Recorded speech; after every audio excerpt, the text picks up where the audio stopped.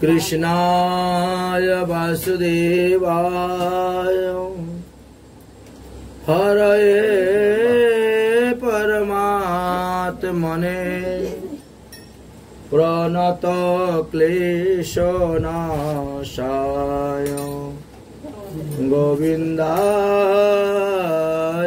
नमो नमः। सुधी भक्तबृंदगण,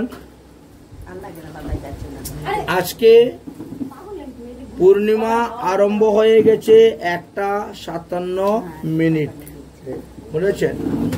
পূর্ণিমা লেগে গেছে 1:57 আর আগামী করল পূর্ণিমা ছাড়বে দুপুরে 1:41।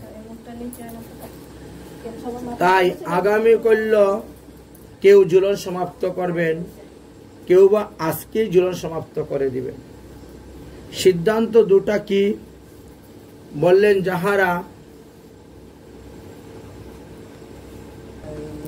যাহারা পবিত্র একাদশী হইতে ঝুলন যাত্রা আরম্ভ করিয়াছেন, অর্থাৎ 19শে শ্রাবণ মঙ্গলবার 1432 বাংলা 5 অগাস্ট 2025 খ্রিস্টাব্দ হইতে ঝুলন যাত্রা আরম্ভ করিয়াছেন, তাহারা আগামী করল শনিবার 23শে শ্রাবণ 1432 বাংলা 9 অক্টোবর 2025 খ্রিস্টাব্দ।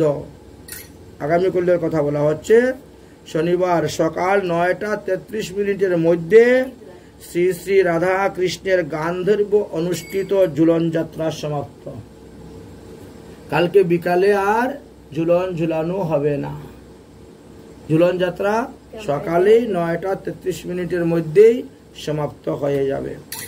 এবার কথা হলো, যাহারা দশমী তিথি থেকে আরম্ভ করেছিলেন, অর্থাৎ যাহারা 18 শ্রাবণ 1432 বাংলা সোমবার অর্থাৎ 4 অগাস্ট 2025 খ্রিস্টাব্দ হইতে ওই দিন রাত্রিবেলা থেকে শ্রী শ্রী রাধা কৃষ্ণের ইন্দ্রাদি দেববিহিত ঝুলন যাত্রা আরম্ভ করিয়াছিলেন,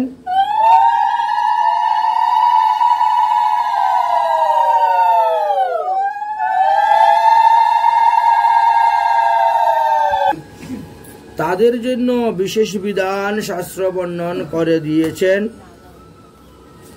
তারা আজকেই অদ্য অর্থাৎ 22শে শ্রাবণ 1432 বাংলা শুক্রবার 8 অগাস্ট 2025 খ্রিস্টাব্দ সন্ধ্যা 6:13 গতে এবং রাত্রি 7:49 মধ্যে শ্রী শ্রী রাধা কৃষ্ণের ইন্দ্রাদি দেববিহিত ঝুলন যাত্রা সমাপ্ত করতে হইবে। তো দুটা সিদ্ধান্ত, যে দশমীর থেকে যারা আরম্ভ করেছেন তারা আজকেই রাত্রে 7:49 মধ্যে ঠাকুর ঝুলন থেকে নামাই দিতে হবে। আর যারা একাদশী থেকে আরম্ভ করেছিলেন তারা আজকে রাত্রে ঝুলাতে পারবেন এবং আগামী করল সকালে 8:24 পরে তারা ঠাকুরকে উঠাইবেন এবং 9:33 মধ্যে ঠাকুরকে ঝুলন থেকে নামাই দিতে হবে।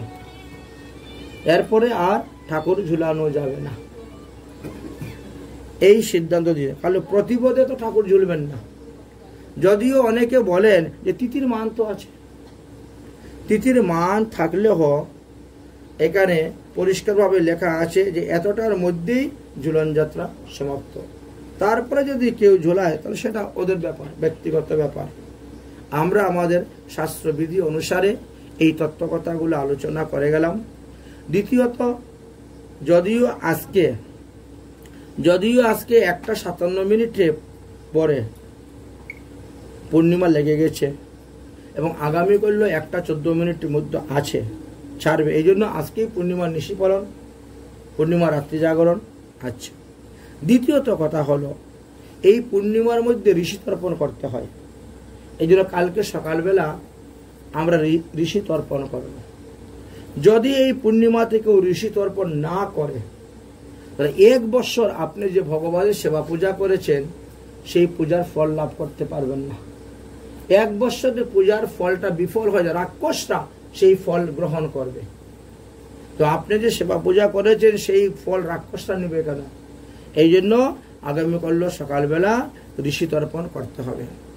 আর একটা বিশেষ কথা হলো, প্রতিপদে হাতের মধ্যে রাখি বন্ধন করা নিষিদ্ধ আছে। তাই আগামীকাল রাখি পূর্ণিমা, এই রাখি পূর্ণিমা উপলক্ষে যারা হাতের মধ্যে রাখি বাঁধবেন, ঠাকুরকে রাখি বন্ধন করে দিবেন, তারা 1:41 মিনিটের মধ্যেই রাখি বন্ধন কার্য সমাপ্ত করতে হবে। প্রতিপদে যদি কেউ রাখি বন্ধন করে, এতে তার অর্থহানি হবে, লোকসান হবে, এমনকি প্রাণহানির সম্ভাবনাও থাকে। এই জন্য বলছেন প্রতিপদে কখনো রাখি বন্ধন করবেন না, পূর্ণিমার মধ্যেই রাখি বন্ধন করবেন।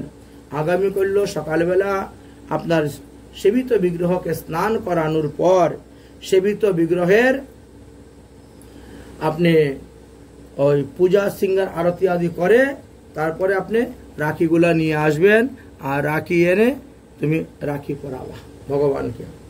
ভগবানকে রাখি পরানোর পর সেই রাখি বৃন্দা দেবীকে স্পর্শ করাবা, বৃন্দা দেবীর কাছে ওটা রাখি পরাবা।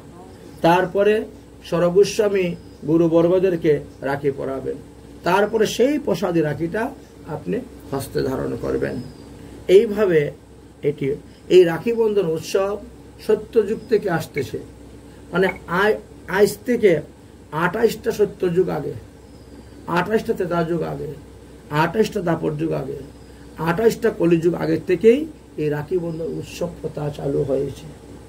সুতরাং যদি সবগুলা যোগ করা যায় তাহলে কয়েকশো কোটি বৎসর, কয়েক শত কোটি বৎসর পূর্বে, মানে মোটামুটি 200 কোটি বৎসর হয়ে যাবে। তাহলে এত বৎসর আগের থেকে এই রাখি বন্ধন উৎসব প্রথা চলে আসতেছে। অতএব আপনারা সবাই রাখি বন্ধন করবেন। এখন আমরা ঝুলন যাত্রার মধ্যে প্রবেশ করব এবং ঝুলন লীলা সম্পর্কে আস্বাদন করব।